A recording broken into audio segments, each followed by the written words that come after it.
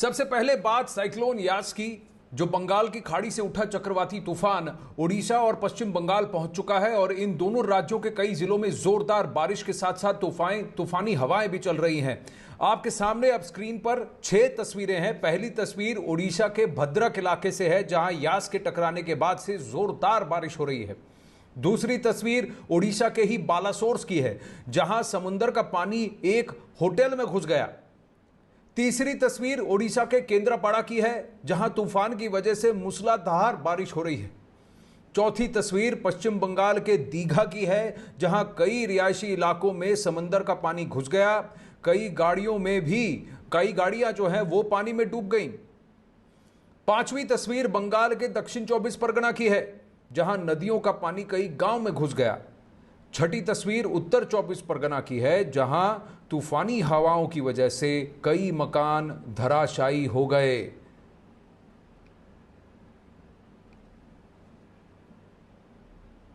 बंगाल के पूर्व मेदिनीपुर जिले के दीघा इलाके में तो यास तूफान की वजह से हालात बिगड़ते चले जा रहे हैं। समुद्र में ऊंची ऊंची लहरें उठ रही हैं, कई इलाकों में पानी घुस गया है, सड़कों में कमर तक पानी भर गया है। यही नहीं, तूफानी हवाओं की वजह से भी लोगों को काफी दिक्कतों का सामना करना पड़ रहा है।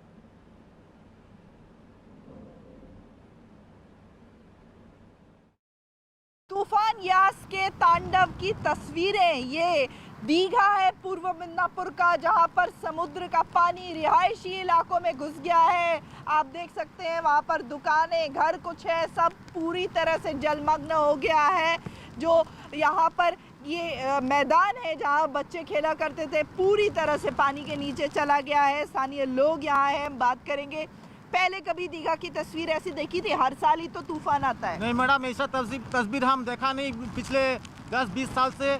ये पहला देखा है हम। मेरे उम्र है 33 उम्र में मैं ऐसा तकलीफ मेरे हुआ भी नहीं। ऐसा पानी भी देखा नहीं समंदर का, ये पहली बार देख रहे हैं हम। आप लोगों के घरों में पानी घुसा है? घर तक गया नहीं पानी अभी यही वो जो देख रहे हैं वॉल की किनारे में पानी थी। और दुकानें वगैरह यहाँ सब कुछ नहीं, फुली डिस्ट्रॉयड मैडम, पूरी तरह से डिस्ट्रॉय हो गया। तो ये तस्वीर जो दीघा की है, देखिए यहाँ पर न सिर्फ पानी जो है भरा है, बल्कि लहरें जो है वो उठती हुई नजर आ रही हैं। समुद्र यहाँ से काफ़ी दूर है और बावजूद इसके ये रिहायशी इलाके में पानी भर गया है। दीघा से आशिका सिंह हमारे साथ हैं, लेकिन सबसे पहले नावेश मोहंती के पास चलते हैं, जो केंद्रापाड़ा से जुड़ रहे हैं, ओडिशा के केंद्रापाड़ा से। नावेश, सबसे पहले ग्राउंड सिचुएशन बताइए। जो इवैक्यूएशन कराया गया, जो लोगों को अपने अपनी जगह से हटाकर, निचले स्थलों से हटाकर थोड़ा शेल्टर हाउसेज में भेजा गया, उसकी वजह से क्या काफी जानें बच गई हैं? किस तरह का इम्पैक्ट रहा है साइक्लोन यास का? देखिए, अगर हम जाने बचने की बात करें तो अभी तक उड़ीसा में किसी की एक की भी जान गई है, इस तरह का कोई भी पुष्टि राज्य सरकार की तरफ से नहीं आई है। हमने भी कहीं पे भी किसी की जान गंवाने की खबर हमारे पास भी नहीं आई है। तो ये आगे जाके स्पष्ट हो पाएगा कि कितना नुकसान हुआ है। मगर नुकसान की बात अगर करें तो पेड़ जरूर उखड़े हैं। अभी हम केंद्रापाड़ा में हैं और केंद्रापाड़ा में आप देख सकते हैं एक बहुत बड़ा बरगद का पेड़ था, लगभग 50 साल पुराना होगा शायद ये पेड़। और ये पेड़ सुबह या फिर आज भोर को ही ये गिर पड़ा है और इसको हटाने के लिए एनडीआरएफ और यहाँ के जो उड़ीसा के जो फायर ब्रिगेड के जवान हैं वो लगे हैं। एनडीआरएफ के जो अधिकारी हैं उनके साथ हमारा बातचीत हो रहा था, वो बोल रहे थे लगभग 1.5 से 2 घंटा लगेगा, क्योंकि बहुत बड़ा पेड़ है। और ये सिर्फ अकेला यहाँ का मामला नहीं है, जिले में हर जगह में ऐसा नज़ारा देखने के लिए मिल रहा है। और इसको हटाने के लिए भी ज़्यादा कुछ परेशानी एनडीआरएफ का नहीं हो रही है, क्योंकि ये लोग पूरी तरह से प्रिपेयर थे। सिर्फ पेड़ नहीं उखड़े हैं, अगर हम देखें जो इलेक्ट्रिकल पोल्स हैं वो भी उखड़ चुके हैं और जो बिजली के तारे हैं वो नीचे ज़मीन पर गिरे पड़े हैं। तो ये रहा है सिर्फ केंद्रापाड़ा का हाल। मगर भद्रक और बालासोर, यहाँ ये जो 2 जिले हैं, यहाँ पे नुकसान बहुत ज़्यादा है। और सबसे बड़ी बात यह है कि ये जो साइक्लोन लैंडफॉल करने का जो प्रोसेस है ये बहुत लंबा चला, जिसकी वजह से नुकसान शायद इसकी वजह से ज़्यादा हुआ, क्योंकि सुबह 9 बजे ये साइक्लोन लैंडफॉल करना शुरू हुआ अभी 1 बजे इसका जो सिलसिला था ख़त्म हुआ है। और जो 2 जिला हमने बताया, बालासोर और भद्रक, वहाँ पे लोगों के घर में पानी घुस चुका है और समुद्र को जो है अपना जो सरहद है उसको पार करके लगभग 1 से 1.5 किलोमीटर अंदर अभी आ सकता है, ऐसा पूर्वानुमान है।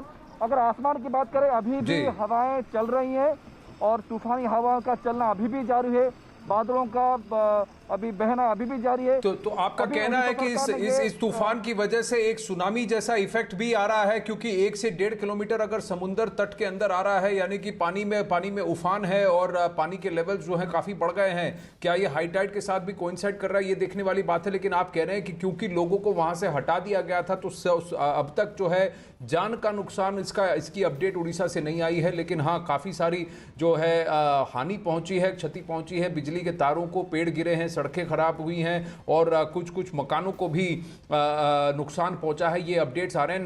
नावेश, आप मेरे साथ बने रहिए, मैं फिर आपकी ओर रुख करूंगा, लेकिन जरा पहले बंगाल से अपडेट ले लेते हैं। दीघा से हमारे साथ आशिका सिंह है। आशिका, दीघा के स्थानीय जो लोग हैं जिनसे आपने बात की, हमने देखा आपकी ग्राउंड रिपोर्ट को, जहां वो लोग कह रहे हैं कि उन्होंने तूफान का ऐसा कहर पहले नहीं देखा, लेकिन क्योंकि पहले से सावधानी बरती गई थी, क्योंकि पहले से अलर्ट और वार्निंग दी गई थी और लोगों को सेफ एरियाज में और शेल्टर्स में मूव कर दिया गया था, क्या इसकी वजह से काफी सारी जानें बच गई हैं? किस तरह का नुकसान हुआ है?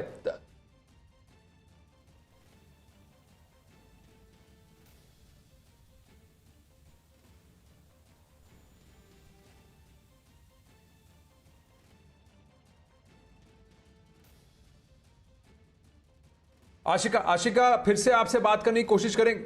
आपकी आवाज नहीं आ रही है हमें, एक बार फिर से आपसे जरा राब्ता करने की कोशिश करेंगे। इससे पहले मैं जरा एक बार फिर से जरा नावेश से अपडेट ले लूं। नावेश, एक बात बताइए, उड़ीसा में जो पावर कट्स हैं, क्या उसका क्या पोजीशन है और क्या अनुमान है, कब तक मौसम जो है वो खराब रहेगा? क्या अब बारिश बंद हो गई है या आपको लगता है कि फिर से शाम तक फिर से बारिश होगी? क्योंकि कहा जा रहा है कि जो आई ऑफ द स्टॉर्म है तब थोड़ा सा हवाएं कम हो जाती हैं और बारिश कम हो जाती है, लेकिन उसके बाद फिर से वो विप्लैश इफेक्ट आता है, यानी कि फिर से बारिश होती है, फिर से हवाएं चलती है। तो इसका क्या अनुमान है, कब तक इसका असर रहेगा?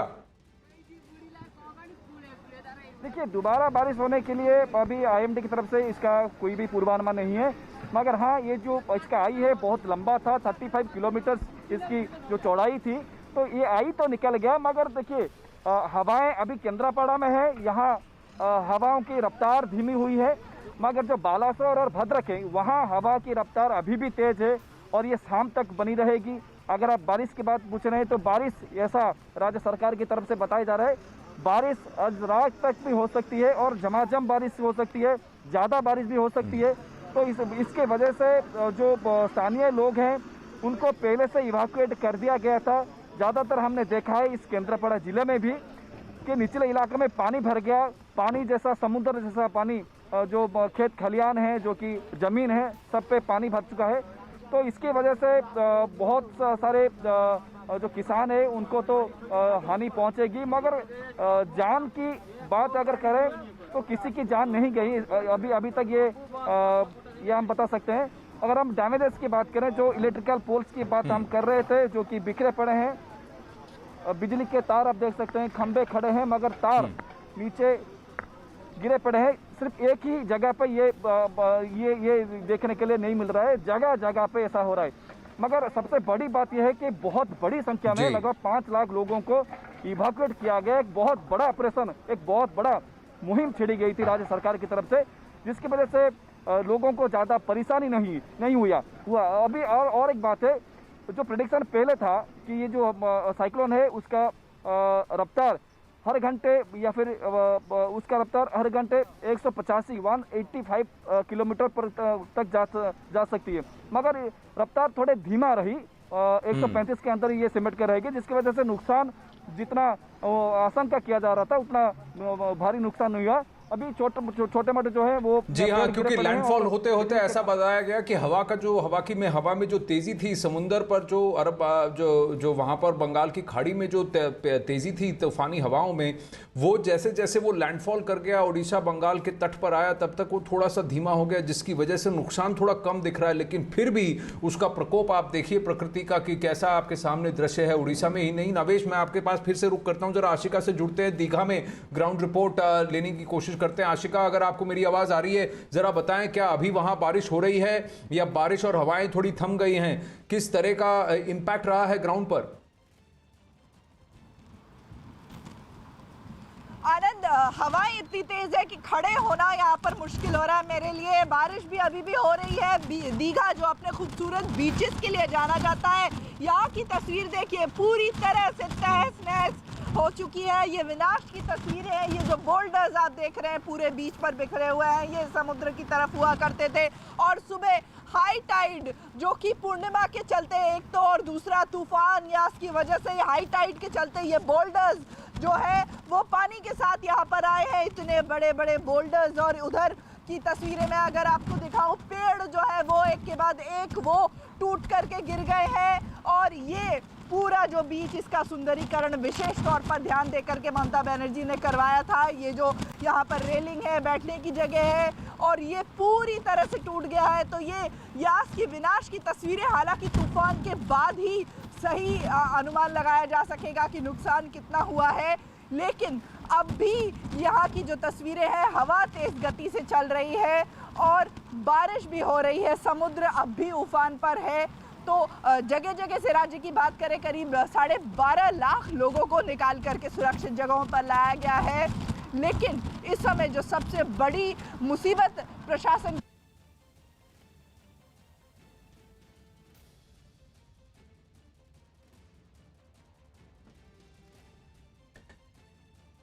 ये तस्वीरें हम देख रहे हैं और मैं दर्शकों को बताना चाहूंगा कि एक एक पत्थर जो आप देख रहे हैं, कुछ जो बड़े पत्थर है, कम से कम 1 टन के पत्थर हैं, 1000 किलोग्राम का उनका एक बड़े पत्थर का वजन है। और आप देखिए उस पूरे बीच में पूरी तरह से इतने बड़े बड़े बोल्डर जो हैं वो इस तरफ आकर गिर चुके हैं। ये समुंदर की तरफ इनको डाला जाता है ताकि फिर पानी के प्रवाह को रोका जाए, और अगर तेजी से पानी आए भी तो एक बाढ़ जैसी परिस्थिति ना हो। लेकिन अगर इन पत्थरों को ही समुंदर ने उछाल कर फेंक दिया है तो आप खुद ही सोच लीजिए कि कितना उसका प्रकोप था इस साइक्लोन यास का जब वो दीघा तट पर पहुंचा है। और ये सब जो है पूरी तरह से इसका ब्यूटिफिकेशन किया गया था, और इसको ये बहुत सुंदर वॉकवे है दीघा के बीच पर, और वहां सिर्फ अब ये बड़े बड़े पत्थर पड़े हैं। तो पूरी तरह से ये आप अनुमान लगा सकते हैं कि जब इसने तट को छुआ, बंगाल के तट को और खासकर दीघा के तट को यहाँ पर, तो प्रकृति का ये प्रकोप, इस साइक्लोन यास का प्रकोप कैसा था, और पानी का बहाव, पानी में उफान बहाव कितना तेज था कि इन पत्थरों को ही उछाल कर फेंक दिया। आशिका फिर से हमारे साथ जुड़ रही हैं। आशिका, आपके विजय जो हैं वो अंदर एक इस पर खड़े हैं और फिर पूरा एक अनुमान लग रहा हमको मिल रहा है कि किस तरह का वहां पर डैमेज हुआ है। और अगर बीच के तट पर और इस बुलेवार्ड पर ही अगर इतना डैमेज हुआ है तो जो बाकी इलाके हैं वहां पर कितना डैमेज हुआ है? क्योंकि आपने वहां पर लोगों से बात की, कुछ लोगों का कहना है कि उन्होंने जिंदगी में कभी इतना नहीं देखा प्रकृति का प्रकोप, और इस तरह से तूफान नहीं देखा। अम्फन में भी उनका कहना है कि ऐसा नहीं था। बिल्कुल, अम्फन जो है वो दक्षिण 24 परगना से टकराया था, कोलकाता तक उसका बहुत प्रभाव देखने को मिला था, लेकिन यहाँ दीघा में इतना प्रभाव देखने को नहीं मिला था आनंद। और अब जो तस्वीरें यहाँ पर विनाश की मैं आपको दिखा रही हूँ, दीघा के लोगों का कहना है कि ये पहले कभी नहीं देखा गया है। समुद्र का पानी, जब मैं सुबह यहाँ पर आई थी, सुबह 6 बजे मैं यहाँ पर आई थी, तो जो समुद्र उफान पर था, यहाँ खड़े होना मुश्किल हो रहा था मेरे लिए। यहाँ से सुरक्षित स्थान पर मुझे खुद जाना पड़ा। उसके बाद जो तस्वीर सामने आई है वो इसका आफ्टर इफेक्ट्स देखिए आनंद। ये पूरा बीच और इस तरफ की तस्वीरें अगर मैं अपने वीडियो जर्नलिस्ट आशीष दर से कहूँ कि वो दिखाए, पेड़ जो यहाँ पर बीच पर थे आनंद, वो एक एक करके टूट गए हैं। तो ये भी एक तस्वीर यहाँ की देखिए। ये जो पूरा साइड में ये बैठने की जगह, रेलिंग, सुंदरीकरण का काम किया गया था, पूरी तरह से सब तबाह हो गया है। और जो लो लाइंग एरियाज हैं वहाँ पर अब भी समुद्र का पानी जो है वो भरा हुआ है। एनडीआरएफ की टीम जगह जगह पर जाकर के जो लोग अब भी वहाँ फंसे हैं उनको निकालने का काम किया जा रहा है। हालांकि जो शेल्टर है करीब 2 से 2.5 लाख लोगों को पूर्व मिदनापुर में वो शेल्टर तक अभी पहुंचा दिया गया है, लेकिन कई लोग अपने घरों को छोड़ने को तैयार नहीं थे। कल भी एनडीआरएफ की टीम बहुत कोशिश कर रही थी, कई जगहों पर पुलिस की मदद लेकर के जबरन उन लोगों को निकालना पड़ा। और ये जो विनाश की तस्वीरें, यास तूफान जब ये ख़त्म हो जाएगा तूफान, तब ही जो असली चेहरा है विनाश का वो समझ में आएगा। कितना नुकसान हुआ इसका आंकड़ा लग पाएगा। लैंडफॉल के पहले ही करीब 20,000 घर जो है वो तबाह हो चुके थे और बाढ़ की स्थिति जगह जगह पर बनी है। दक्षिण 24 परगना जहां पर गंगा नदी का पानी एक तो हाई टाइड और ऊपर से तूफान के चलते गांव-गांव में भर गया है। जो बांध हैं वो टूट गए हैं। आनंद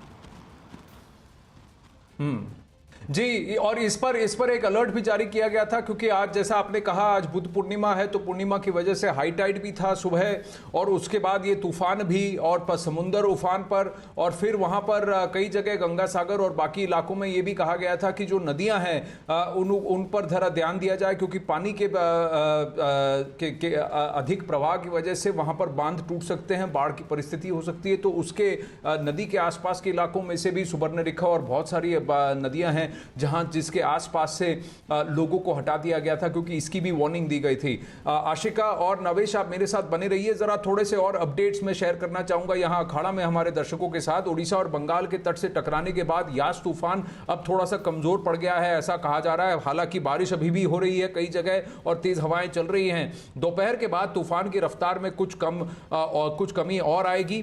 तूफान के असर की वजह से बंगाल के कई जिलों में बारिश हो सकती है। शाम से ही झारखंड में भी बारिश शुरू हो जाएगी और अनुमान के मुताबिक 27 तारीख की सुबह तक तूफान झारखंड पहुंच जाएगा। झारखंड के कई जिलों में भारी से बहुत ज्यादा भारी वर्षा हो सकती है और हवाओं की रफ्तार 60 से 70 किलोमीटर प्रति घंटा हो सकती है, यानी कम से कम 40-50 किलोमीटर की रफ्तार में कमी आएगी, क्योंकि जैसा नावेश बता रहे थे कि ओडिशा के तट पर तो 135 किलोमीटर प्रति घंटा की रफ्तार से हवाएं तटीय इलाकों में आई थी, लेकिन जब तक ये तूफान झारखंड की तरफ पहुंचेगा 60 से 70 किलोमीटर की रफ्तार पर हवाएं चलेंगी।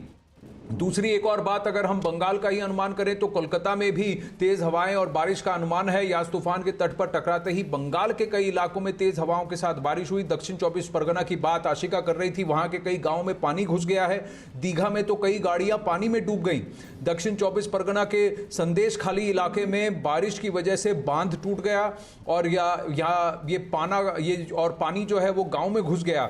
उत्तर 24 परगना में आंधी और बारिश से 80 घरों को नुकसान पहुंचा है। मौसम विभाग के मुताबिक बंगाल ही नहीं, बिहार और झारखंड तक यास का असर महसूस किया जाएगा। पूर्वी मेदिनीपुर के दीघा में तूफान से बड़ा नुकसान हुआ है, हो सकता ही नहीं हुआ है, और ये तस्वीरें जो आशिका के साथ है हम देख रहे हैं, उसी से हम अनुमान लगा सकते हैं कि तूफान की इंटेंसिटी कितनी थी। अगर एक एक टन जैसे इतने बड़े बड़े पत्थरों को एकदम तिनके की तरह उछाल के फेंक दिया है समुंदर ने इस तरफ, तो आप सोच सकते हैं कि कितना जोर होगा प्रकृति का इस पर और साइक्लोन यास का।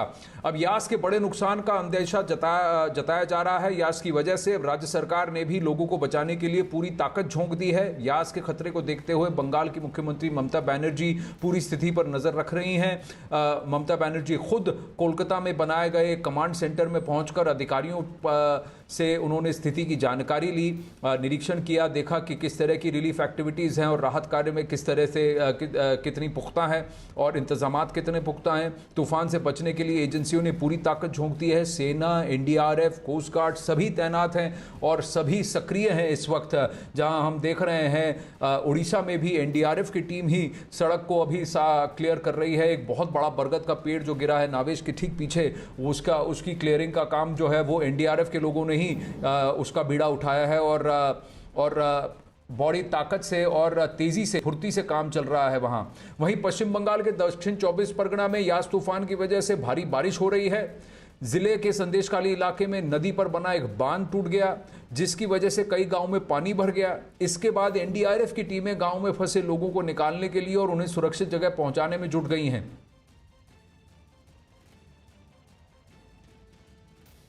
साइक्लोन यास प्रभावित इलाकों में टकरा चुका है और हमारे साथ बात करने के लिए इस पर नेशनल डिजास्टर मैनेजमेंट अथॉरिटी के सदस्य हैं राजेंद्र सिंह जी।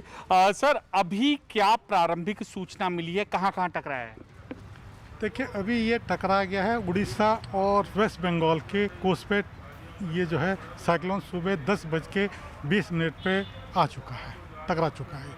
लैंडफॉल इसका जो हो चुका है। इसका नेचर क्या है, स्पीड कितनी है, कितने डिस्ट्रिक्ट को अभी तक इफेक्ट किया है और आकलन क्या किया गया था? देखिए, आकलन की अगर बात करते हैं हम लोग, तो आकलन जब से हमें ये मालूम हुआ है कि 19 तारीख को साइक्लोन आ रहा है, तो 19 तारीख से ही हमने अपने सारे स्टेट के साथ कोऑर्डिनेट करना शुरू किया था। और इसके अंतर्गत 21 तारीख को एनडीएमए ने पहली मीटिंग की थी सारे स्टेट के साथ, जो कि ईस्ट कोस्ट में जितनी स्टेट इसके क्षेत्र में आ रही थी। और 22 तारीख को जो है माननीय कैबिनेट सेक्रेटरी ने जो है एनसीएमसी की मीटिंग की थी। और 23 तारीख को माननीय प्रधानमंत्री जी ने एक उच्च स्तरीय जो है मीटिंग सारे अधिकारियों के साथ की थी। और 24 को मई को जो है माननीय गृह मंत्री जी ने उच्च अधिकारियों के साथ साथ जो है इसमें राज्यों के मुख्यमंत्रियों के साथ भी एक मीटिंग की थी। तो तैयारियां पूरी व्यापक थी और बड़े स्तर पे जो है हमने इसके लिए जो है स्टेट्स को और सेंटर को जो है सारी एजेंसीज को तैयार किया। आशिका सिंह दीघा से हमारे साथ हैं और नावेश भद्रक से हमारे साथ जुड़ रहे हैं इस वक्त। लेकिन मैं इससे पहले कि रिपोर्टर्स के पास जाऊं, मैं आपको गंगा सागर की तस्वीरें दिखाना चाहता हूं, जहां दक्षिण 24 परगना का इलाका है, गंगा सागर इलाका, जहां पर गंगा मैया जो है सागर में समा जाती हैं। और वहां पर साइक्लोन यास की वजह से बहुत तेज बारिश हुई है, जिसकी वजह से कई इलाकों में कमर तक पानी भर गया है। इलाके से जो तस्वीरें सामने आई हैं, उनमें से एक तस्वीर में वहां मौजूद कपिल मुनि मंदिर में पानी भरा नजर आया है। आसपास के इलाके भी डूबे नजर आए। इलाके की कई सड़कें पानी में डूब गई हैं। देखने से ऐसा लग रहा है कि वहां जैसे कोई नदी बह रही है।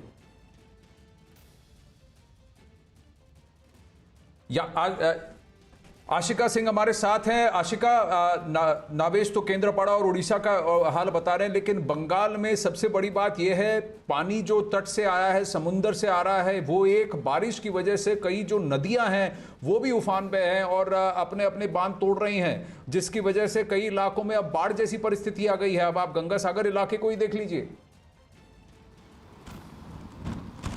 दीघा में भी कई जगह पानी भर गया है। जो दक्षिण 24 परगना जिला है, नदी पर बिल्कुल दक्षिण 24 परगना में विशेष तौर पर आनंद जो बांध है वो एक के बाद एक टूटे जा रहे हैं और रिहायशी इलाकों में पानी भर रहा है। यही तस्वीर दीघा में भी नजर आई है। फिलहाल जो है समुद्र थोड़ा शांत हुआ है, थोड़ा पीछे गया है। हाई टाइड जो थी सुबह वो थोड़ा कम हुई है, लेकिन इसके बाद भी अब भी समुद्र उफान पर है। और ये तस्वीर जो यहाँ पर जो विनाश की, जो डिस्ट्रक्शन की तस्वीर दिख रही है, वो बयां कर रही है कि किस गति से यहाँ पर हवाएं जो है वो चली हैं। और जो है हालांकि तूफान के बाद ही पता चल पाएगा। और सबसे बड़ा जो इस समय चेतावनी जो सबसे बड़ी राज्य सरकार के सामने है वो यही है कि जो पानी भरा है, जो बाढ़, ना सिर्फ साइक्लोन बल्कि बाढ़ की जो परिस्थिति पैदा हुई है, उससे कैसे।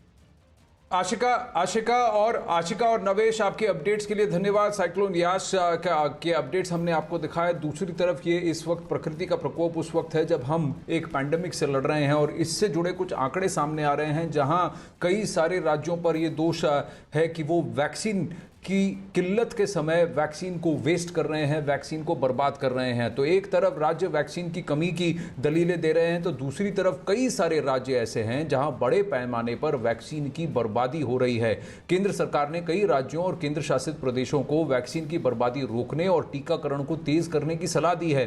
केंद्र ने भरोसा दिलाया है कि राज्यों को उनकी ज़रूरत के मुताबिक समय पर वैक्सीन मुहैया करवाई जाएगी, लेकिन उनकी जिम्मेदारी है, राज्यों की जिम्मेदारी है कि वैक्सीन की बर्बादी ना करें, वैक्सीन की वेस्टेज को रोकें। अगर राज्य का आंकड़ा, नेशनल एवरेज जो है वो, राष्ट्रीय आंकड़ा जो है एवरेज है वो 6.7% है, तो कई सारे राज्य कम से कम 25 से 34% वैक्सीन की वेस्टेज कर रहे हैं, यानी हर एक वायल का 1/3 हिस्सा वेस्ट हो रहा है।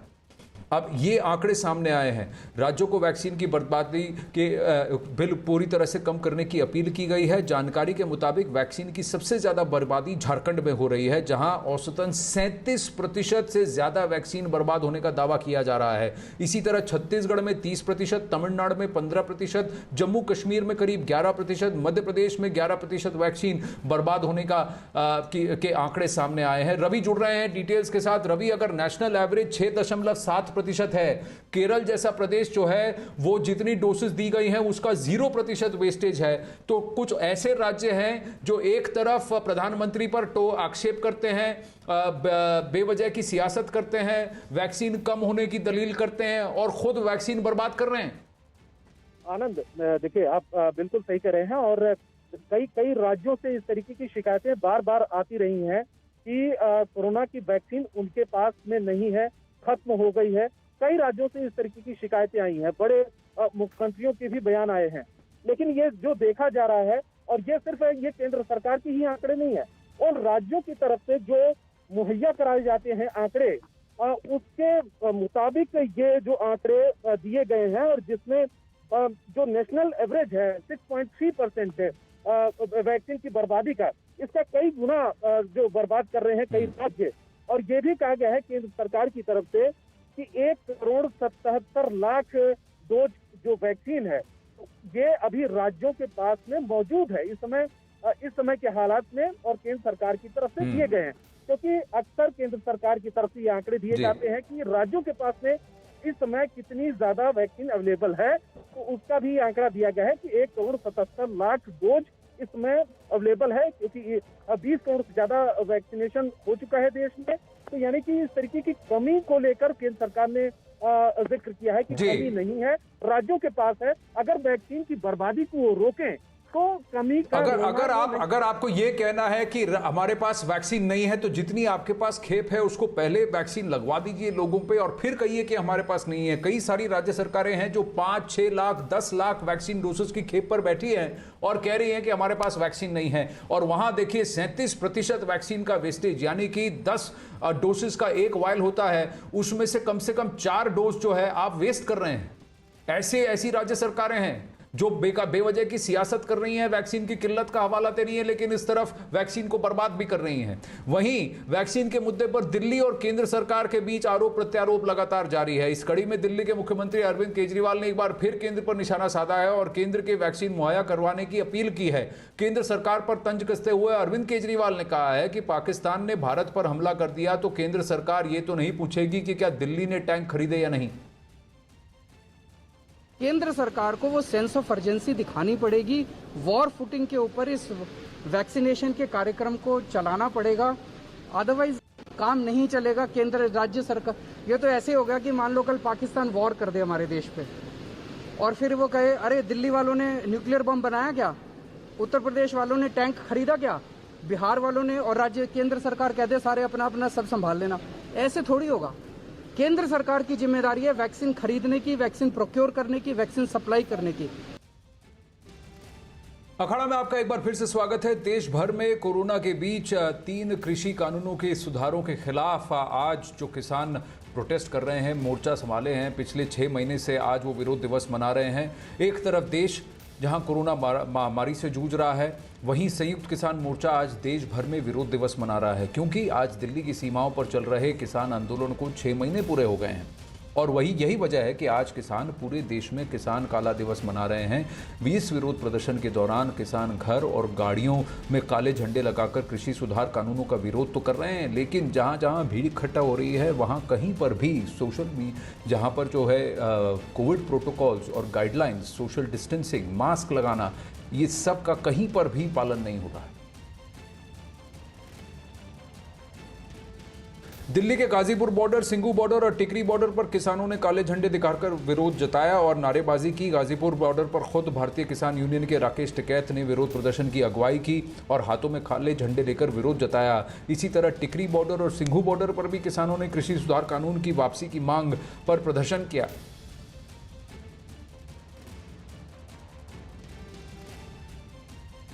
चंदन जजवाड़े गाजीपुर बॉर्डर से और अमित सिंह सिंगू बॉर्डर से हमारे साथ जुड़ रहे हैं। चंदन, यहाँ क्या गाजीपुर में भी भीड़ जमा है? सबसे बड़ी बात यह है कि कोरोना काल में सोशल डिस्टेंसिंग, मास्क लगाने की इस सब पर कोई अटेंशन नहीं दिया जा रहा है। क्या कम से कम इतनी इस बात की पुष्टि की गई कि जो वहां विरोध प्रदर्शन में पहुंचे हैं उन्होंने कम से कम वैक्सीनेशन तो करवाया है कि नहीं करवाया? क्या सबका RT-PCR टेस्ट हुआ है? क्या सबके पास कोविड नेगेटिव सर्टिफिकेट है? अगर इनकी वजह से संक्रमण फैलता है तो जिम्मेदारी कौन लेगा? बिल्कुल, देखिए आनंद, इन्हीं बातों से किसान जो एक तरह से नाराज होते हैं जब हम ये जिक्र करते हैं कि आपने मास्क नहीं लगा रखा है या आप सोशल डिस्टेंसिंग का पालन नहीं करते हैं, तो किसानों में नाराजगी होती है। हमारे सामने आप देख सकते हैं कि दूर जो मंच बना है, मंच के नीचे कुछ लोग जरूर इकट्ठा है। भीड़ वैसी नहीं लगी है जैसा अनुमान या दावा था। 100-150 लोग आए थे, एक पुतला दहन किया, उसके बाद सब टेंट में आए हुए जहाँ पर 25-30 लोग दिख रहे हैं, लेकिन सोशल डिस्टेंसिंग नहीं है। कई लोगों ने मास्क नहीं लगा रखे हैं। तो कुल मिलाकर बात करें, कोविड का खतरा जरूर बना हुआ है। पुलिस वाले यहाँ मौजूद जरूर हैं और लोगों को सावधान रखने की कोशिश करते हैं कि वो सोशल डिस्टेंसिंग का पालन करें या कम से कम इतनी दूरी जरूर रखें, मास्क जरूर लगा लें ताकि संक्रमण ना फैले। ऐसी स्थिति में जब लोग गाँव से आ रहे हैं, वहाँ ना तो ज्यादातर लोग अपना टेस्ट कराते हैं, ना वैक्सीनेशन होता है। इस वजह से खतरा और ज्यादा, इसलिए बार बार सरकार की तरफ से भी अलर्ट दिया जाता है कि आप कम से कम कोविड के काल में जो प्रोटोकॉल बनाए गए उसका पालन करें। लेकिन किसानों की जिद है, वो इसके पालन की बजाय अपने जो कानून को खत्म करने की मांग है उस पर ही अड़े हुए हैं। इन तमाम बातों को लेकर के प्रदर्शन अभी भी चल रहा है। किसानों की कहीं भी मंशा ये नहीं है कि वो सोशल डिस्टेंसिंग या कोविड के नॉर्म्स का पालन करें, बल्कि वो केवल अपनी मांग पर अड़े हुए और ये खतरा उनके लिए ज्यादा बड़ा है। बिल्कुल चंदन, आप मेरे साथ बने रहिए। अमित सिंह हमारे साथ जुड़ रहे हैं सिंगू बॉर्डर से। अमित, ये वही जगह है जहां पर पिछले गुरुवार की बात है कि 2 किसानों की मृत्यु कोविड की वजह से हुई थी। तो क्या सोशल डिस्टेंसिंग का पालन हो रहा है? क्या वैक्सीनेशन पर तवज्जो दी जा रही है? या RT-PCR टेस्ट के लिए ये किसान तैयार हो चुके हैं? जिम्मेदारी कौन लेगा? देखिए, जिम्मेदारी कौन लेगा ये तो सबसे बड़ा सवाल है। लेकिन जिस तरीके से केंद्र सरकार हो या राज्य सरकार हो या फिर देश के कोर्ट हो, हाई कोर्ट हो या सुप्रीम कोर्ट हो, जिस तरीके से चिंता जाहिर की थी कि गांवों तक जिस तरीके से कोरोना के मामले पहुंच रहे थे, उसको लेकर चिंता जाहिर की थी। और आज जो तस्वीरें सुबह में सिंगू बॉर्डर पर देखने को मिले हैं आनंद, यकीन मानिए वो डराने वाली तस्वीरें थी। क्योंकि जिस तरीके से ट्रैक्टर्स में ट्रॉली में करके जो किसान है पंजाब और हरियाणा के अलग अलग इलाकों से वो यहाँ पर सिंगू बॉर्डर पहुंचे, उसके बाद उन्होंने यहाँ पर काले झंडे सभी टेंटों पे लगाए, अपने गाड़ियों पर लगाए और 1-2 पुतले भी फूके गए यहाँ पर सरकार का। और जिस तरीके से वो पहुंच रहे थे अब लगातार हरियाणा और पंजाब के गांव से, वो डराने वाला था। क्योंकि अभी हाल ही में खबर आई थी कि 2 किसानों की मौत कोरोना पॉजिटिव होने की वजह से होगी। उसके बाद किसान लगातार बैठे हुए हैं सिंगू बॉर्डर पर। इन किसानों में कितने लोग संक्रमित होंगे, कितने लोग उन दोनों किसानों के संपर्क में आए होंगे, इसका भी अभी तक कोई लेखा जोखा सामने नहीं आया है। ना ही यहाँ पर कोई किसान जो है वो एक तो आप कानून का पालन नहीं करेंगे, दूसरा आप कानून विरोधी हरकतें करेंगे, तीसरा आप जो है कोरोना काल में जिस तरह की डिसिप्लिन होनी चाहिए उसका भी आप पालन नहीं करेंगे। हर चीज पर आप सरकार के विरुद्ध और जन समुदाय और जनहित के विरुद्ध अगर आप काम करेंगे तो फिर आपकी इस प्रोटेस्ट का औचित्य क्या रह गया और उद्देश्य क्या है? सिर्फ राजनीति। तो राजनीति के आगे आप सबको झोंक देंगे। कौन जिम्मेदारी लेगा उन किसानों की जिनकी जानें गई हैं, जिनकी वजह से संक्रमण फैला और जिनकी वजह से कम आसपास के 25 से 30 गांव में संक्रमण इस दर तक फैला है कि पिछले 3 महीने के अंदर वहां पर 200 से ज्यादा मौतें हुई हैं। ये सारी बातें हरियाणा पर कुंडली और टिकरी बॉर्डर के आसपास के जितने इलाके हैं, सब जगह से ये आंकड़े सामने निकल कर आए हैं। अमित और चंदन, आप मेरे साथ बने रहिए। यहां पर अगर आप देखें तो राकेश टिकैत और जैसे लोग थे, उन्होंने भी मास्क नहीं लगाया था। चंदन, किसी ने भी नहीं लगाया। ये लोग कौन हैं और इनके पास क्या थोड़ा सा सामाजिक जिम्मेदारी का इन पर कोई ये नहीं है क्या, रिस्पॉन्सिबिलिटी नहीं है क्या? समझदार लोग हैं ये लोग। अगर अपने आप को नेता बताते हैं तो एक तरीका होता है करने का प्रदर्शन, एक तरीका होता है, एक वक्त होता है। इस वक्त अगर आप इस तरह जबकि दिल्ली में अभी जाकर पॉजिटिविटी रेट 5% से नीचे आया है, आप अगर ये करने की कोशिश कर रहे हैं तो दिल्ली और आसपास के इलाकों में क्या आप जानबूझकर संक्रमण फैलाना चाहते हैं? बिल्कुल, देखिए आनंद, यही बात हमने राकेश टिकैत से सीधे की, डायरेक्ट की। तो राकेश टिकैत का ये कहना था कि हम मरेंगे लेकिन इस कानून को वापस करा के जाएंगे, यानी कि एक तरह से वो सीधे टक्कर की मुद्रा में आ गए हैं, जो कि गलत है, क्योंकि इसमें केवल एक आदमी को खतरा नहीं है बल्कि पूरे समुदाय को, पूरे इलाके को, पूरे राज्य को या देश को भी खतरा है। जब भीड़ में संक्रमण फैलेगा तो ये एक्सपोनेंशियली आगे बढ़ता है, 2 से 4, 4 से 16 तक जाता है। ये बात किसानों को समझनी होगी कि ये मसला जो है बीमारी का, कोविड का, ये केवल उनका नहीं बल्कि पूरे देश का है।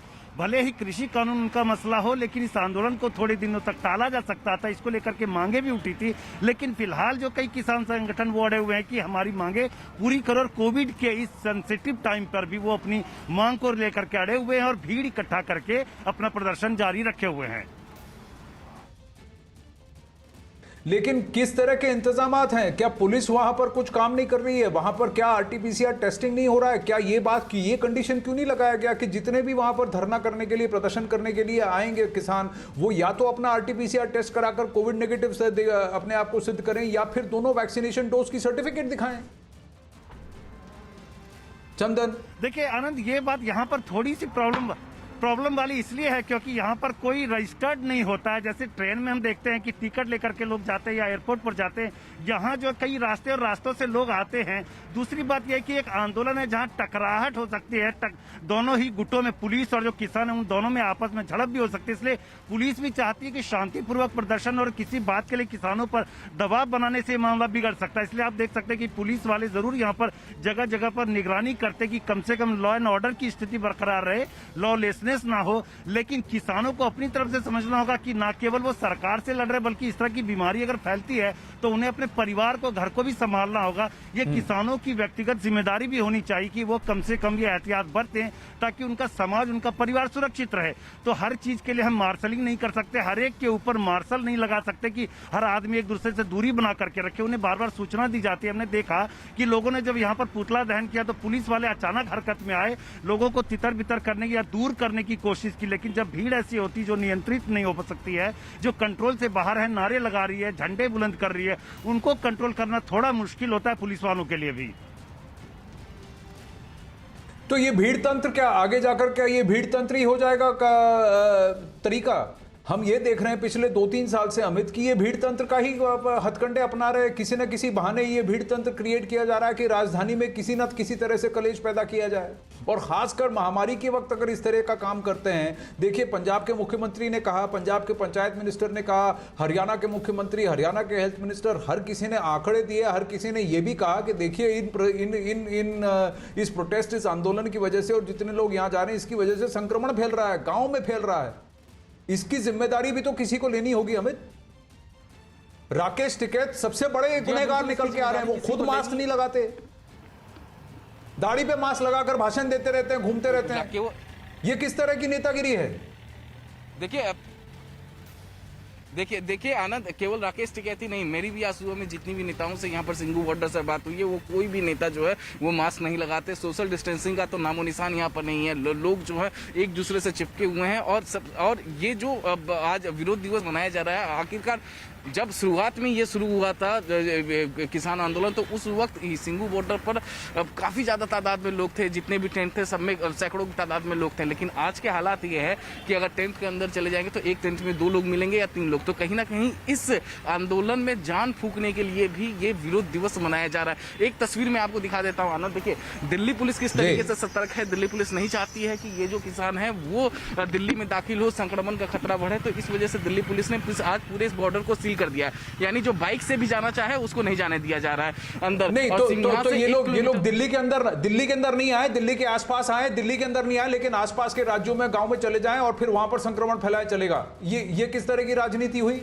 और ये जानबूझकर किया जा रहा है कि एक तरफ दिल्ली के मुख्यमंत्री इस पर चुप्पी साधे बैठे हैं, वहीं उनकी पंजाब यूनिट ये कह रही है कि देखिए हम इसका समर्थन करते हैं और उनका काडर वहां जमा हो रहा है वहां पर।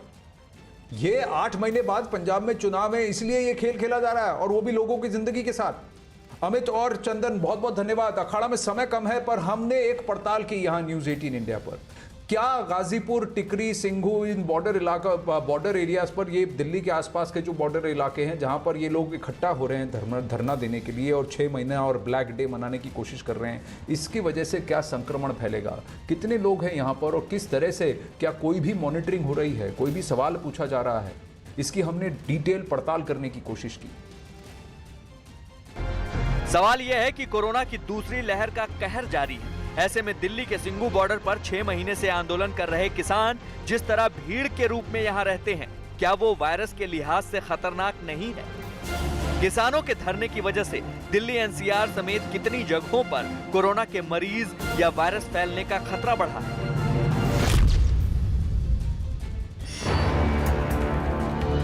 क्या सिंघू बॉर्डर पर 6 महीने से भीड़ के रूप में धरना दे रहे किसानों की वजह से यहां के आसपास के इलाकों में कोरोना फैला है?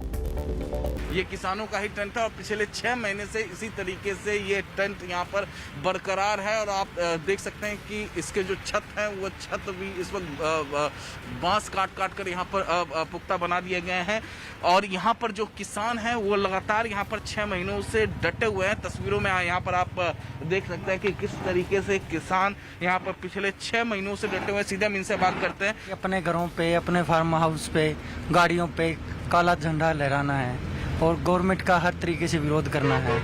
और यहाँ भी बहुत से लोग आएंगे सिंघू, टिकरी, गाजीपुर बॉर्डर पे, जो बाहर से अभी चले हुए हैं। किसानों का दावा है कि वो खुद यहाँ तमाम लोगों के साथ टेंट में रहते हैं, लेकिन अब तक उनमें से कुछ लोग ही कोरोना पीड़ित हुए हैं। किसानों का आरोप है कि कोरोना का बहाना बनाकर उनके आंदोलन को कमजोर करने की कोशिश हो रही है।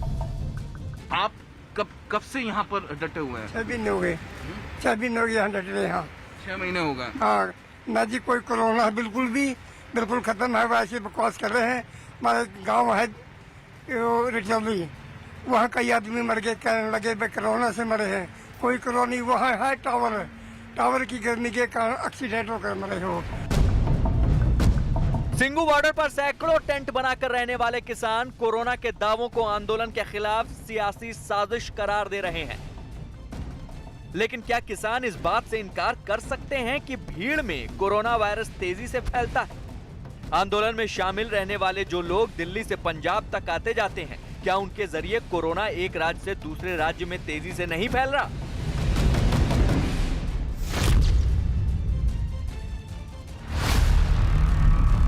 दिल्ली के सिंघू बॉर्डर से सटे कोंडली इंडस्ट्रियल एरिया में फैक्ट्री मालिक और कर्मचारी काफी डरे हुए हैं। दरअसल यहाँ के ज्यादातर लोगों का मानना है कि कोरोना की दूसरी लहर में अक्सर किसानों को बिना मास्क और बिना सोशल डिस्टेंसिंग के देखा जाता है। कुछ किसानों के कोरोना से बीमार होने और कुछ की मौत की खबर के बाद कोंडली के लोग डरे हुए हैं। यहीं से महज 100 मीटर की दूरी पे अब जो किसान हैं वो आंदोलन कर रहे हैं, प्रदर्शन कर रहे हैं। हाल ही में एक किसान की मौत हुई कोरोना की वजह से। कितना डरे हुए हैं, कितना डर है आप लोगों को? सबसे पहले तो डर बहुत है, क्योंकि हम लोगों को उसी रास्ते से आना होता है और किसान लोग जो है वो सोशल डिस्टेंसिंग भी फॉलो नहीं करते, ना ही मास्क वास्क लगाते हैं, कोई दूरी नहीं बना कर रहते हैं। हम लोग को उसी रास्ते से आना होता है, तो एक तरीके का डर बना हुआ रहता है आने जाने में। क्या पता किसी के बॉडी में टच हो जाए, ये वो। और काम करने का भी सवाल है रोजी का, तो उसके लिए तो आना ही पड़ेगा हम लोगों को फैक्ट्री।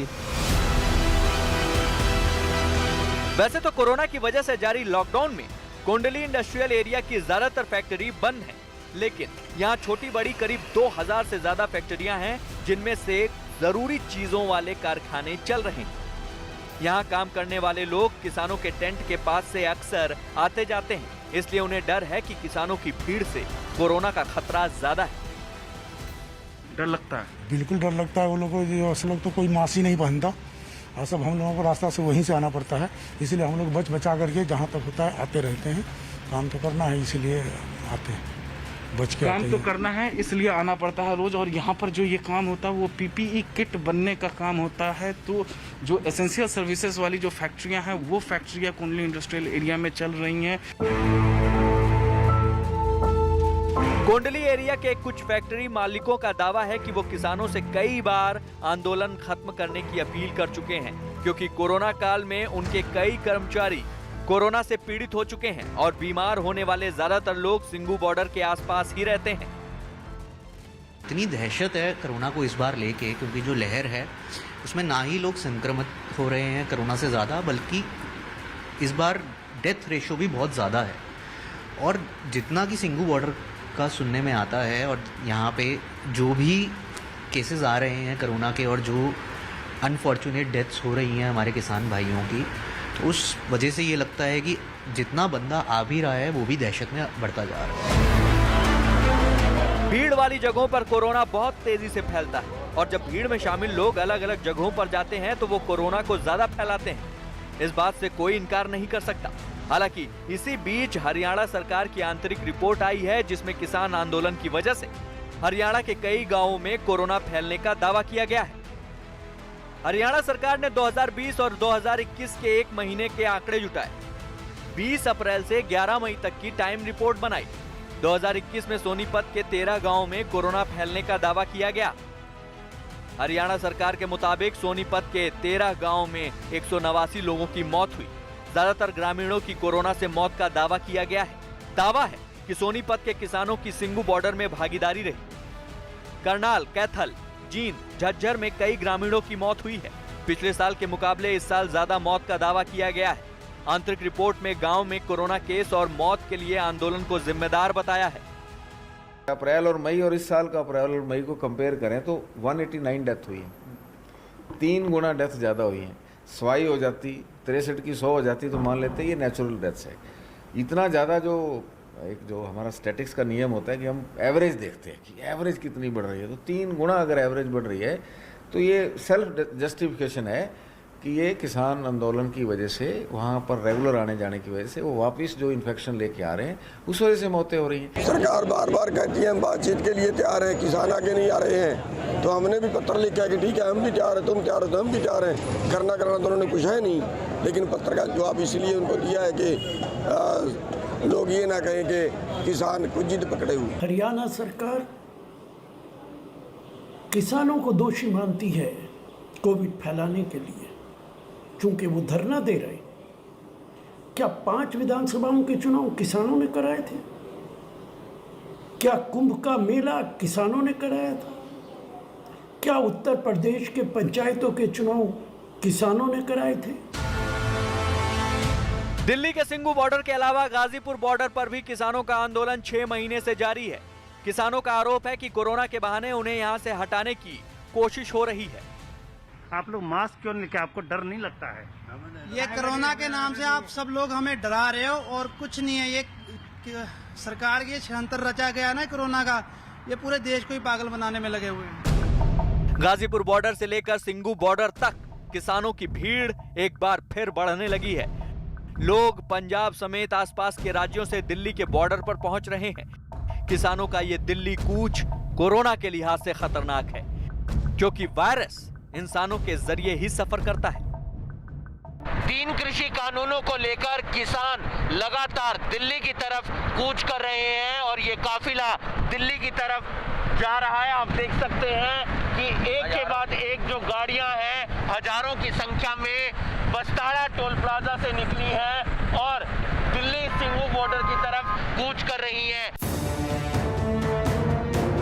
जिस दौर में देश कोरोना की रफ्तार रोकने के लिए लॉकडाउन के जरिए वायरस से लड़ रहा है, उस दौर में किसानों का अलग अलग जगहों से दिल्ली पहुंचना सबके लिए चिंताजनक है, क्योंकि जो किसान आ रहे हैं वो वापस भी जाएंगे। ऐसे में एक जगह से दूसरी जगह जाने से खुद किसान और उनके संपर्क में आने वालों पर कोरोना का सबसे ज्यादा खतरा है।